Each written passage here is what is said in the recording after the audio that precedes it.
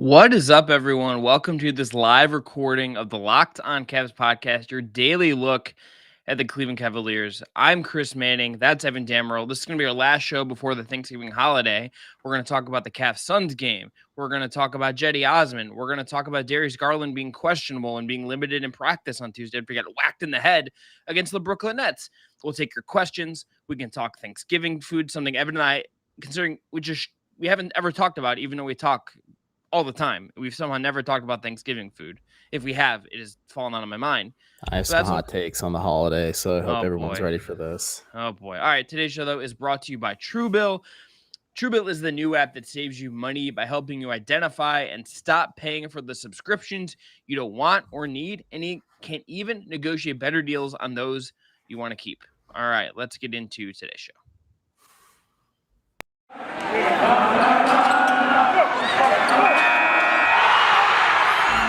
You are Locked On Cavs, your daily Cleveland Cavaliers podcast. Part of the Locked On Podcast Network, your team every day.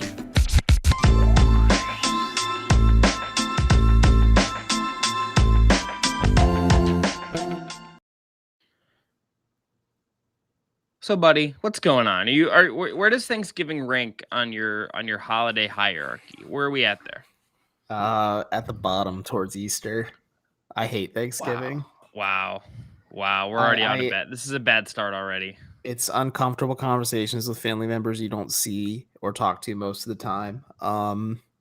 You watch some family members get too drunk and make a total ass of themselves.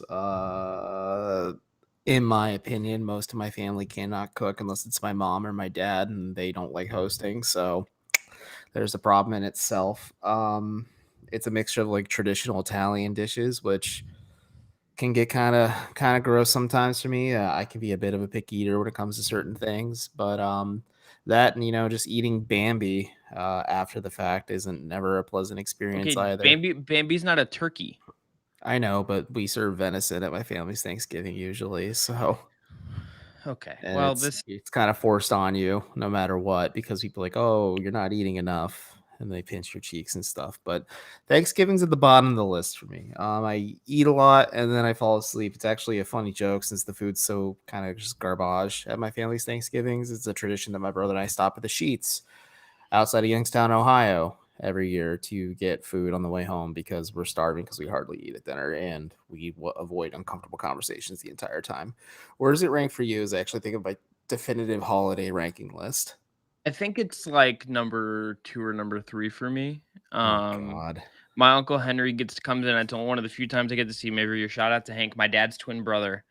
And he comes in. Full stop. How the hell did your grandparents come up with Ivar and Hank? Like it's what happens when you get a Norwegian grandmother and an Irish. Well, like that's very Norwegian, and then just like my brother's name Hank. is Ivor. My twin brother's name is Ivor, and my name is Chris. Well, your middle name is Wolf, so that's German. But I'll tell everyone the last 4 digits of your social and your mom's maiden name, and we got ourselves a couple things going. Like I love Thanksgiving. I think the food's really good. My dad cooks incredible Thanksgiving food. I get to see my uncle. I get to see family I don't always get to see. I just get to hang out and relax. I get to go to. Let me push up my glasses real quick when you're done. I'm gonna be real obnoxious. That's it. I just think it's good. That's my take. Wow, typical. Let me push up my white glasses like a hardcore Twitter leftist. Wow, typical white man enjoying the holiday that is born on the death of many indigenous persons. We're done with this. My definitive holiday tier list: Christmas is 1. Yeah, Christmas is 1. We agree. Halloween's 2. Thanksgiving is 3. Easter is 4. I don't count holidays like Valentine's Day because people are like, oh, it's National Single Awareness Day. It's just a Hallmark holiday. And if you want to really get into the nitty gritty of it, I guess like federal holidays are actually pretty high up there. So if you like want to include federal holidays, I got days off of school when I was a kid for those. So like that's an easy 3 for me. So I don't know, man. Thanksgiving's an uncomfy time for me. I just kind of look forward to get past it. I went Black Friday shopping once, and that was enough for me. I got my dad his Christmas gifts, And then I punched the air when I saw I could have gotten it cheaper for online 2 days later or 3 days later on Cyber Monday. So as we keep stalling here, Chris, are you thankful for the Cavs playing the Phoenix Suns on Wednesday? I think this should be a fun game. The Suns arguably like might be the best team in the league. It's like them, Golden State. Like they both these teams have been very good. The Suns are really good. This is a team that should be able to put the Cavs through the ringer a little bit here. The Cavs are obviously 0-1 against them on the season. They played them already on that long West Coast road trip. It wasn't a particularly like enthusiastic performance, let's say, if we're trying to like suss out what the Cavs are to some degree. It's one of those games where I think you'll look at them and we'll kind of see how it goes. We'll see if they can kind of hang in there. Phoenix is also off tonight, so this isn't like they're coming in the second half of back-to-back. The Cavs aren't going to get like a schedule bump from this, so I'd expect this just to be a tough game. I'll pull up if we got a line here from our friends at BetOnline, but like I think the Cavs are this is a game I don't expect them to win. There's obviously just continuing stuff to watch. I think the return of Cedi Osman is going to be important for them as they kind of reintegrate some things and kind of figure some stuff out. So yeah, I think they'll be okay. And we'll see where this goes. I don't think it's like likely that they win by any means. And if Darius Garland's out, this is like an even tougher matchup. You're not looking forward to Ricky Rubio taking on his former team and his former mentee and Devin Booker? I am excited for this game. I just think if you're looking at this from if I'm the Cavs and I'm analyzing this, and that's what we do here, I just don't know how like likely I think it is that they are, pretty good. We don't have a line yet for what it's worth. No, I am looking forward to seeing JaVale McGee, Vibe Master himself, making his return to Cleveland. I hope he gets a tribute video and Jay Crowder tribute video. Yeah, you know what? Campaign tribute video. James Jones tribute video. Yeah, definitely James Jones. But wow, there are some interesting former Cavaliers on that Suns roster that I'm thinking about it out loud. But I don't really expect the Cavs to win this one either. I think you and I were pulling up. You were pulling up some data, not you and I, but you were pulling up some data before we started, and you're having me play the game of guess what rank the Cavs are at in the last 2 weeks. And I was close, but not 100% accurate. But I know the answer, but we'll play dumb again for this one. Yeah. But like the Cavs are not good offensively right now. If they're without Darius Garland, they're even worse offensively. Yes, getting Jared Allen and Larry Markkinen is a shot in the arm for this offense, but there's still some clear indicators that they're missing Colin Sexton, but it's like we're not going to be like the folks on Twitter.com who, for some reason, need to show that they're the biggest Cavs fan by defending a grown adult and athlete online, even though they think it's weird that you do so. But I think the Cavs will still surpass 100 points. I think it's just going to be an ugly, gutty game. And I'm going to double check this because I said this earlier, because if you are a regular watcher of Locked On Cavs, you'll see I have the same exact outfit on that I had on for today's episode, technically speaking. So yeah, just fun stuff. The Suns win streak started when they wally mopped the Cavs back on October 30th. So I think this win streak's going to continue, and I think it's going to possibly end for Phoenix Saturday, November 27th when they're in Brooklyn. If not, then Tuesday, November 30th, when they play Golden State, like one of those two games or when it's going to end. I don't think it's going to happen against Cleveland. And hey, this could be like our Nuggets game where like they have no chance of winning this or losing. Yeah, winning this. And then the Cavs go in and just absolutely annihilate the Suns. But I just don't see it happening. Yeah, here's where the Cavs are just over the last 2 weeks, just for, as Evan kind of alluded to. They're 18th in point differential last 2 weeks. They're 29th in offense. They are 4th in defense, and they are 11th against the spread. For the year, this is a team that is 10th in expected win differential based on how they're playing. They are a pretty bad 25th in offense. They are 11th in defense, and they are a 2nd against the spread. So the through line of this Cavs team is really that like the offense is bad, the defense is good. Although like I don't know if we know exactly. I don't know if I think. Yeah. Where do they rank in terms of 3-point offense? You've been quietly updating me on this every now and then, and it kind of makes me just giggle. I will pull that up next when we get into the next segment. But like I think this is this is just like another game where like I think if they're gonna win it, it's gonna be like, do they muck up enough on defense, and can they just like the Cavs offense is basically like, can you just muck up enough like stuff that is useful to like get there? And like the Sexton was like sort of an extension of that, even though like he had other things he provided, but like it was sort of very clearly like the whole thing is just a little bit like in the muck a little bit, so to speak. But we will do we'll do some 3-point stuff, and we'll use that to talk about Cedi a little bit after the break. The 3-point marksman, Cedi Osman. Just noted, just like no care, brown hair, don't care, Cedi Osman just bombing threes. But you girlfriend is a fiance is a TV superstar in Turkey, Cedi Osman. Yeah. Where he was asked today during Mediaville, how can we watch her show in the States? And he's like, I think it's coming to the States. So who asked that question? Member of Cavs PR, not a media member. Okay, thank God. Okay, and you got our first ad read though, I believe. I sure do. It's our friends at Truebill as it loads. Oh, it's called Edgy Script. Do you know why free trials renew without your consent? Even though you say no to it, it still happens. It's a business scam out to get you. Do not let greedy corporations pocket your money. Download Truebill to take control of your subscriptions. Truebill is the new app that helps you identify and stop paying for subscriptions you do not need, want, or simply forget about. On average, people save up to $720 a year with Truebill, or if you're Chris Manning, you save $7.2 million last year with Truebill. That Ethereum subscription ain't going to pay for itself, folks.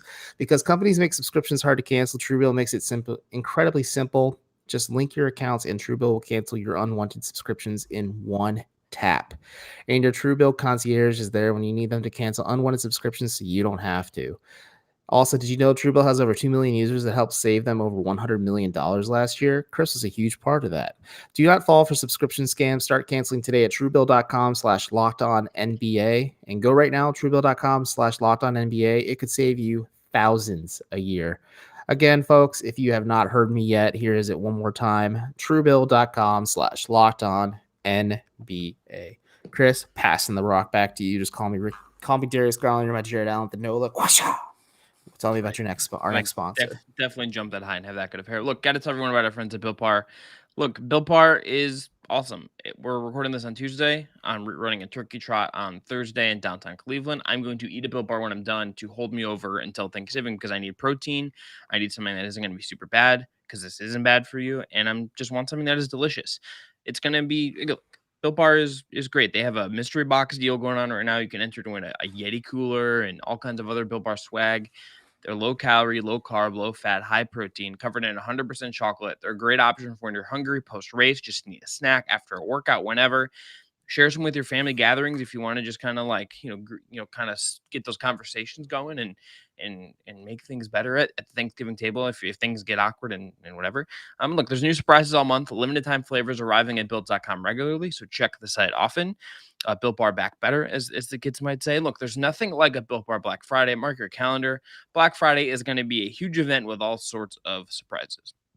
Go to Built.com, use the promo code LOCK15. You'll get 15% off your order. Again, the promo code is LOCK15 for 15% off at Built.com. Okay, so hold on. I'm just thinking, like, I'm sitting at the table with my family, and my uncle is like, 3 beers in. He's like, "Well, why can't LeBron say all lives matter?" And then you just see me pull out a Built Bar, like, real awkwardly, and like open it and just shove it in my mouth. It's the Pepsi for it's our Pepsi. It's like the Kendall Jenner's Pepsi. Thank you. I have been trying to work on my look a little bit. I'm blushing right now. You think I'm Kendall Jenner? Wow. I do. Yeah. Just out here trapping. Anyway, Cavs 15th in 3-point frequency. They're basically league average in terms of the amount of 3-pointers that they're taking, which surprised me a little bit.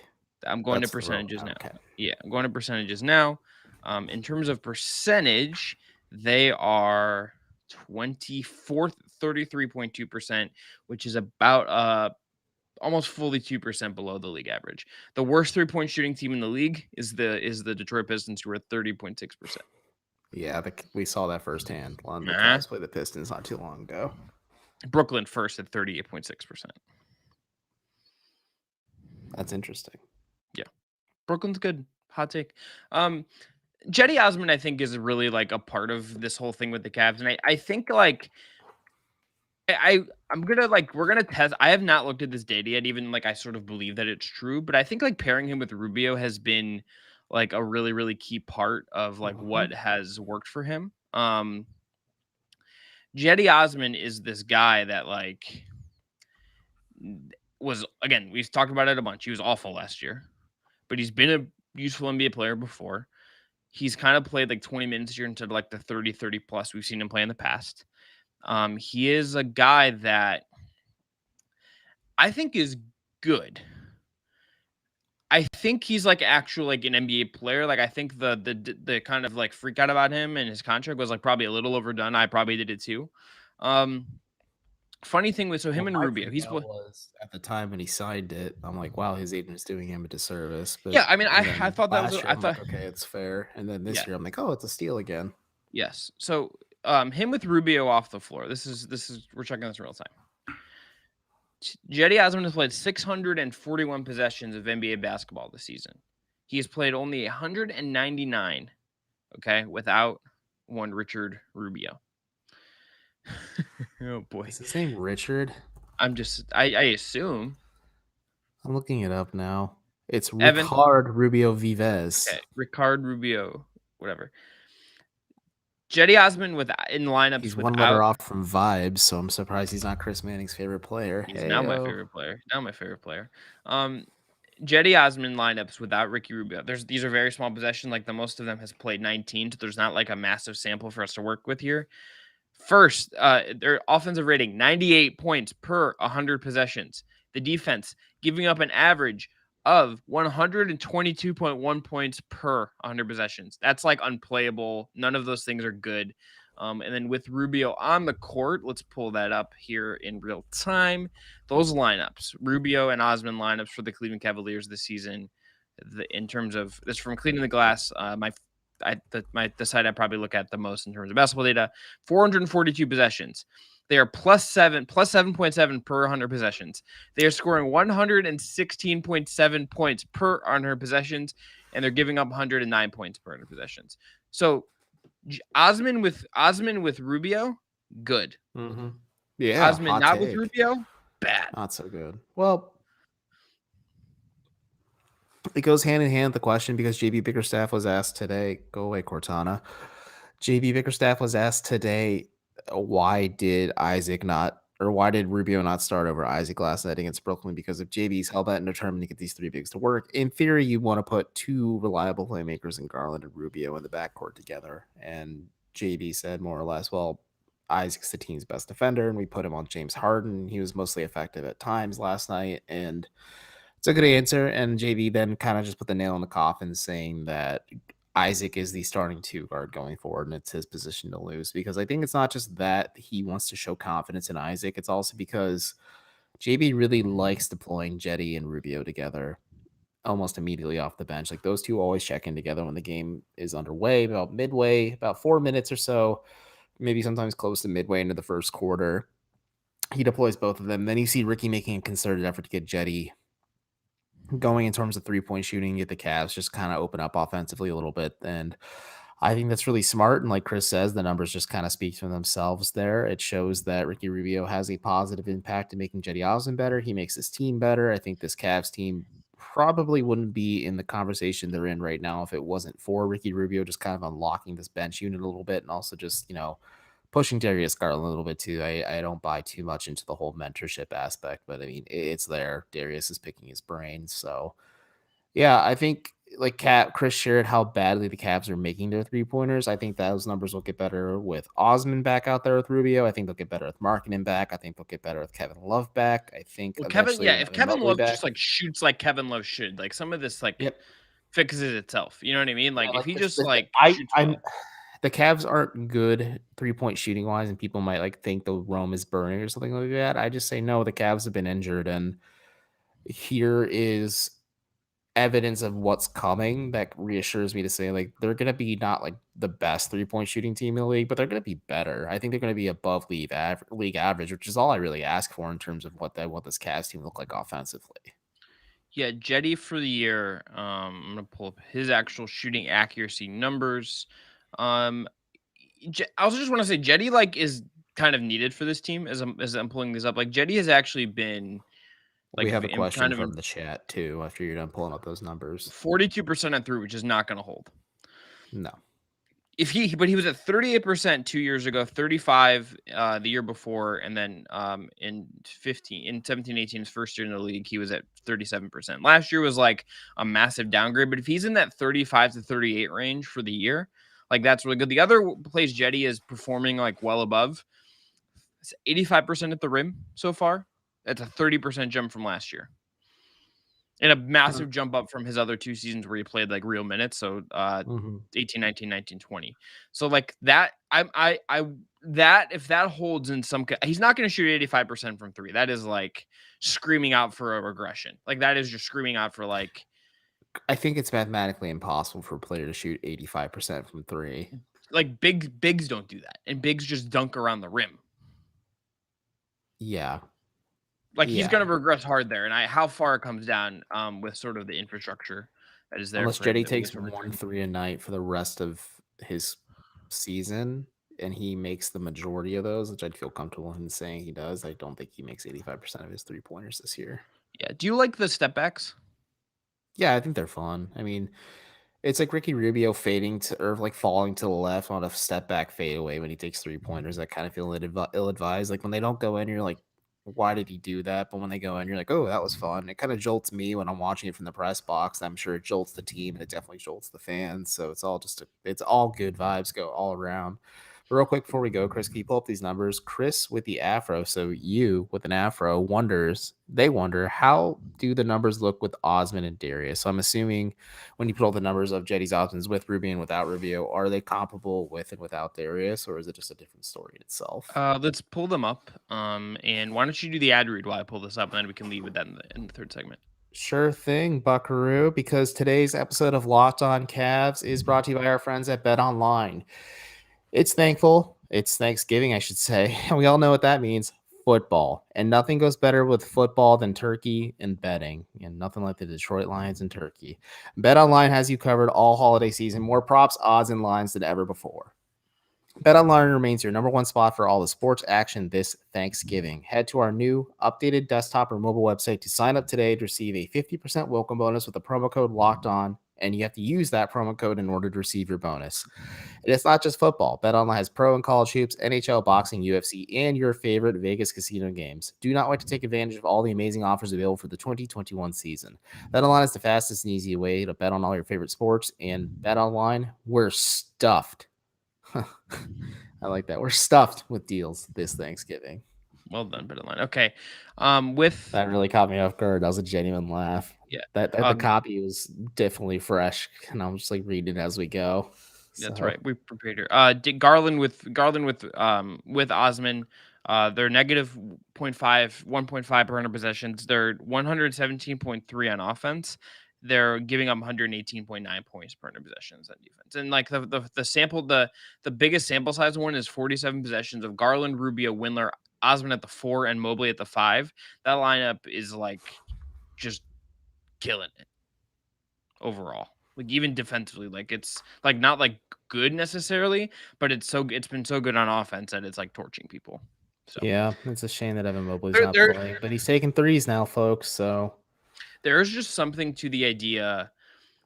I think with Osman, threes in a practice gym clearly shows that he's going to be taking those in game more often than not. But I think there's just something with Cedi to like, this is a guy that like likes to freelance, and you need to like kind of control it to some degree. You need to like tempt him from going all in on like those impulses. You need guys like that though, who sometimes buck the trend of the conventions of your offensive system too, because the Cavs need a guy who can give them a shot in the arm offensively. And I think Cedi certainly fits that mold. I think Colin fits that mold too, where people say a lot like, oh, the Cavs lost, they needed Colin Sexton. Like, yeah, no dip, but at the same time, as long as like you said, the Cavs need players that can pull Cedi back a little bit, and the coaching staff as well can kind of keep him on a tight leash, because if like he goes AWOL like he did last year, where he says we need to play more like the Utah Jazz, and I'm going to do it by myself. The Cedi Osman story, the title of his first. He's Thanos. Fine, I'll do it myself. And then he slaps on. Yeah, he just goes.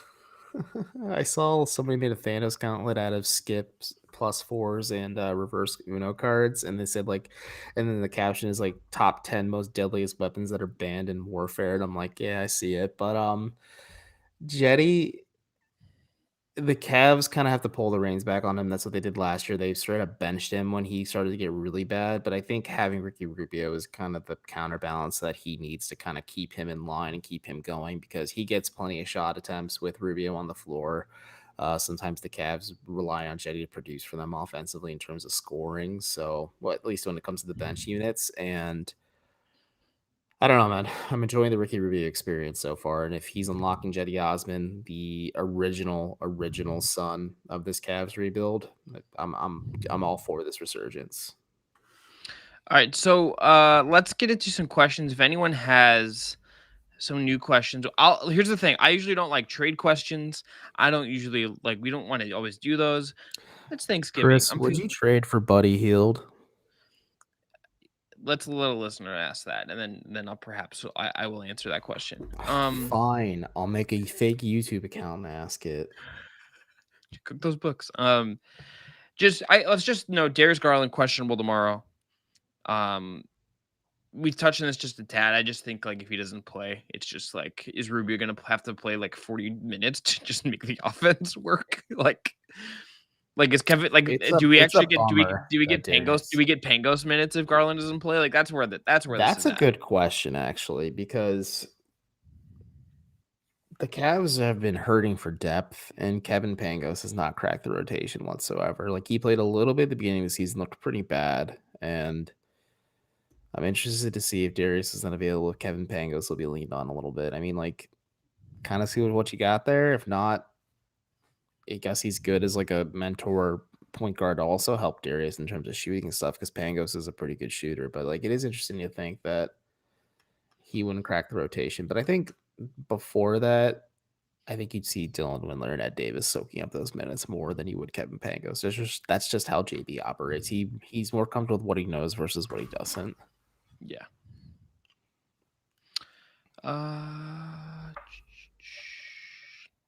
Anyway. Oh, here we go. Chris with the afro coming in hot. Hey, Chris, would you trade for Buddy Hield? Well, it depends on the price. Last year, I did a fake trade with Matt George of Locked On Kings, where I traded Andre Drummond for Buddy Hield, and I would have done that because it's just absolutely.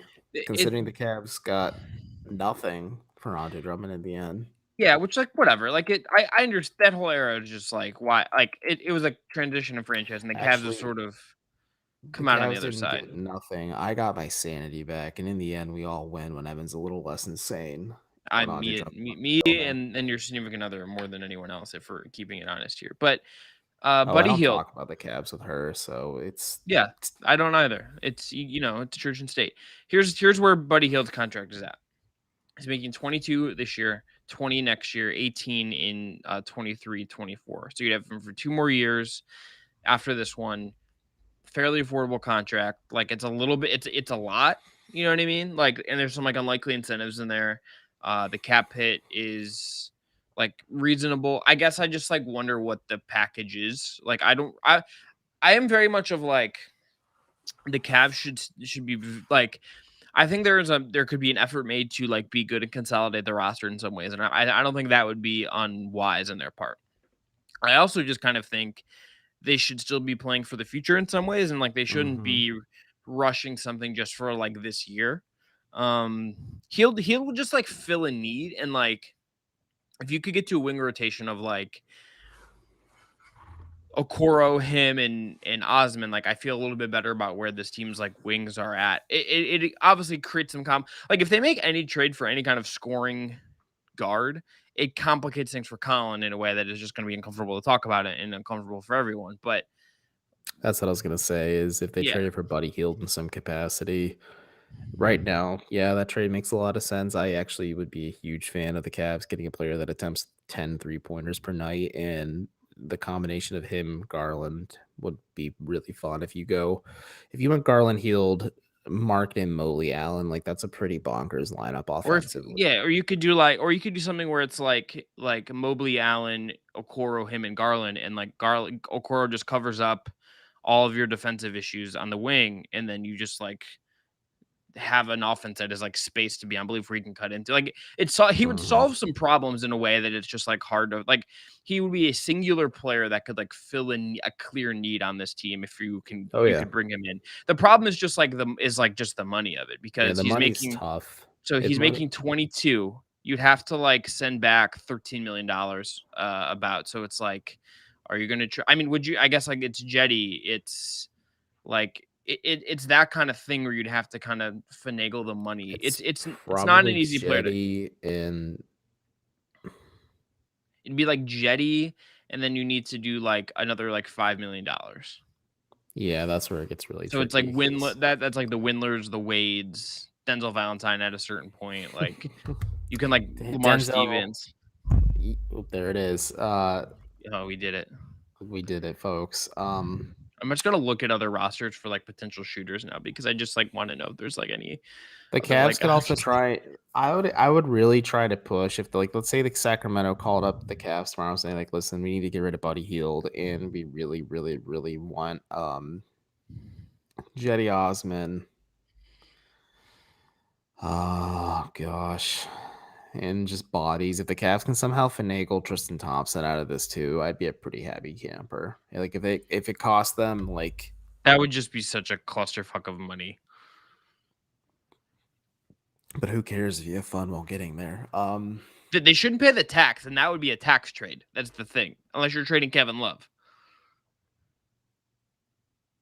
Yeah, and that's I mean you could send Kevin Love, but at the same time Yeah, I think I'd rather keep Kevin Love here than have him on a $28.9 million expiring contract next season and try and see what you can do with it then. Kevin also, I think Kevin would be like more impactful and Tristan for this team in a pretty clear way. Yeah, I mean Tristan took a 3-pointer before Ben Simmons did and made it in Philly, but at the same time, Tristan Thompson's not a shooter like Kevin Love is. Johnny Taylor mentions that Terrence Ross is a better option than Buddy Hield. I agree in terms of money. I think if the Cavs really wanted to go out and upgrade on the wing, Terrence Ross is an option I would think they'd be keen on. I think he's pretty available from what I gathered from what the Magic are trying to do. Like clearly he's not a part of Orlando's long-term plans. So if the Cavs were serious about making a playoff push, if they kind of ride out this storm and get healthy again, and when Mobley comes back and they realize like, okay, we're in an okay place without Colin Sexton. We're still kind of in the thick of things for the hunt for the play-in / playoffs, and they make like a semi-small upgrade to upgrade their perimeter depth and get a Terrence Ross. I'd be all for that.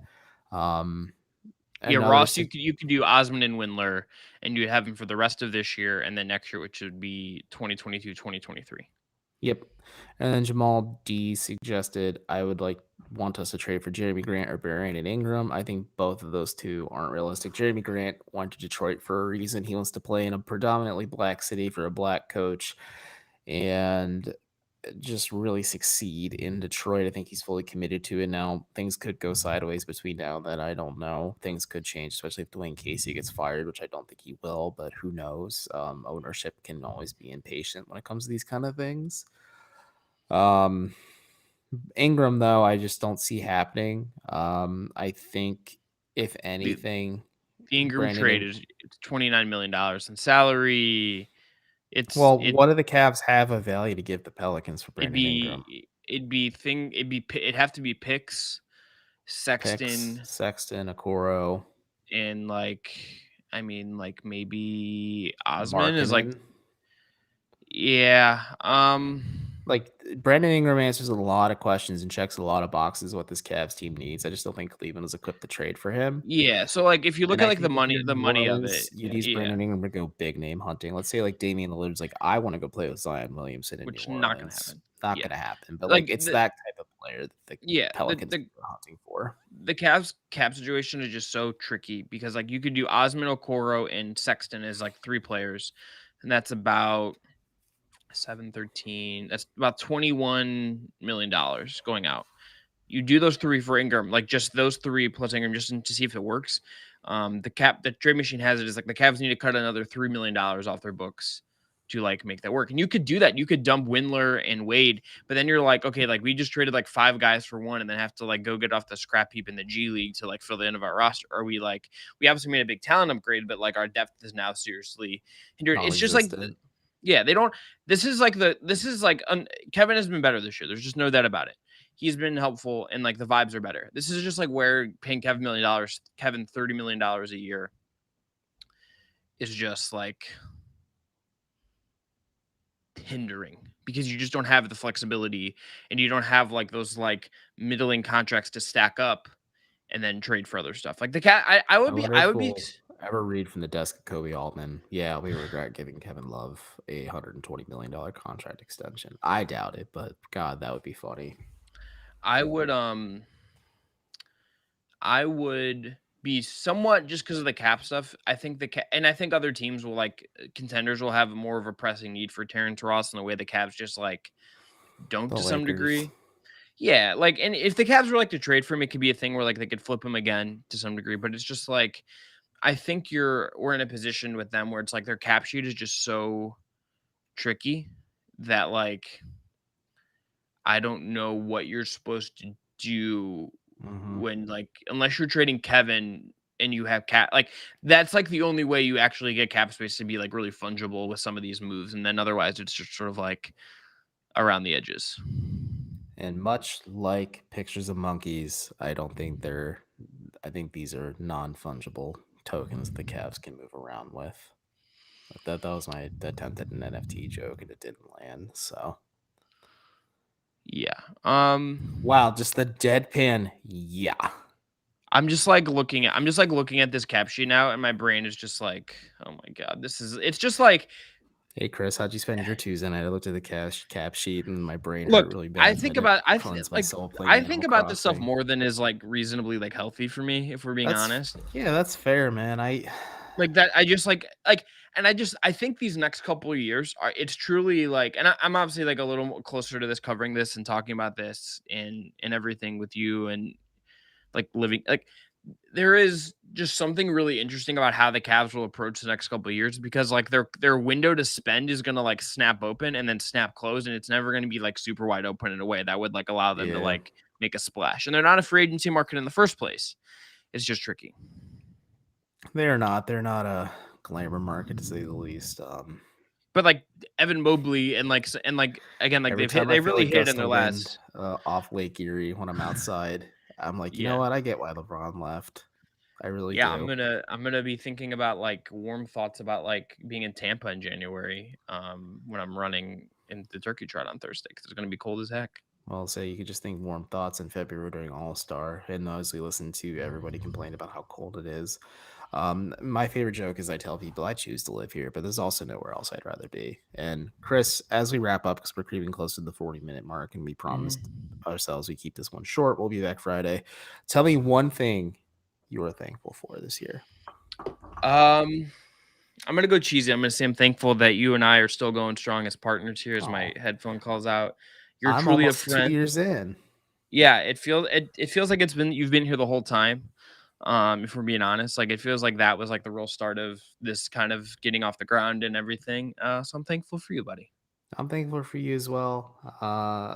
I'm sometimes thankful for me, but I'm thankful for our listeners. This is going to be, I mean, was it 2 weeks ago? It was our best week ever in the show's history. And it's thanks to you guys listening to us drone about this team 5 days a week, day in and day out. I don't ever look at this as a job. I never look at this as something I really have to equip myself emotionally for to do. I'm excited to come on here and talk about the Cavs. It's insane how much this has evolved since it, like Chris said, this kind of felt like a smaller podcast, like on a big network, granted, but a smaller podcast. But how much it's grown in the last year alone is just mind-boggling to me. And the fact that we have Judah, we have Chris with the afro who's just like blasting in the chat right now. Like we have people who are dedicated listeners to the show. I have people we run into, you and I both, we run into people in public and say, like, hey man, love the show and things like that. Like I'm really thankful for all of our listeners. They're all just so awesome people. And like I've become friends with like Joe, Birdman Joe, like I'm friends with IRL, and he started out as a listener to the show. Justin is a listener to the show, and I guess I'm frenemies with him. Carter can't be bothered to listen to the show, but we're friends with him. And it's funny how a podcast and the community surrounding it can really just be such a huge source of joy in my life, and I'm really thankful for that.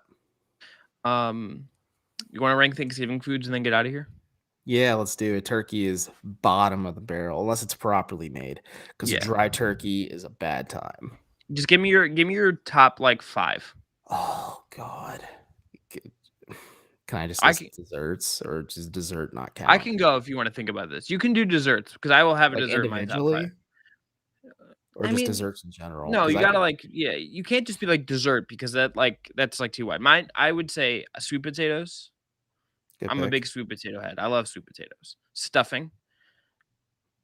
I think turkey's good when it's made properly. That's just big facts. Um, green bean casserole, Good pick. mac and cheese, Okay pick. apple pie. Ooh. Look at my wife looking like a Westlake Republican in her photo on my phone. Oh boy. First off, I make fun of her for wearing a vest and being a Miami of Ohio grad. Now this, You know, but shout outs to Mrs. Manning's class as well. Enjoy your Thanksgiving break. Be good for your teacher when you get back. But or else Chuck's gonna have to come pay a visit. But I'm not intimidating at all. you can't be in the right light. Thanksgiving food power rankings, stuffing is up there for me. I don't have like a definitive ranking because let me ask you this: do you let your food touch at all, or do you like have separate portions on the plate? No, I Because haven't I know touched some because like people who go hog the wild who just like have like a plate of no, slop, and no, then no, people no. who I'm like not that section crazy, off but like things. but the gravy like mixes everything together. Yeah, okay, we're on the same page then. I like my mom's corn casserole is really good. Green bean casserole is really good. Personally like Brussels sprouts if they're made with either maple balsamic or bacon's really good. Oh yeah, good call, good call.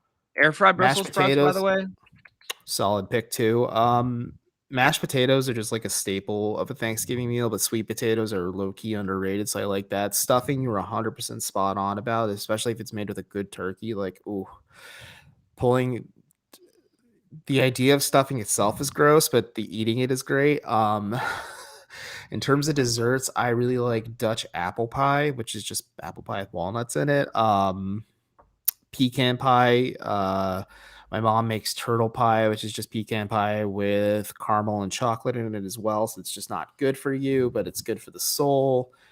And also like classic Italian things like baked ziti and stuff like that too. And then yeah, if anyone wants the venison, like I think somebody in the chat said they're going to be at our wrong family last day, and I won't completely dox my mom's side of the family, but if you happen to be there, hey, how's it going? How the heck did you find me in rural Pennsylvania? Yeah. Anyway, everyone, be well. We'll talk to you soon. Have a good Thanksgiving. Perhaps I will do a quick recap on the show after Cav Suns. If I see will what not be there. I will be, and we'll figure it out. But we'll do have something up Friday morning at some point. And everyone have a good one. Shop safe, be safe, have a good time with your family, and thanks for joining us. And let me play the thing to send us out. There we go.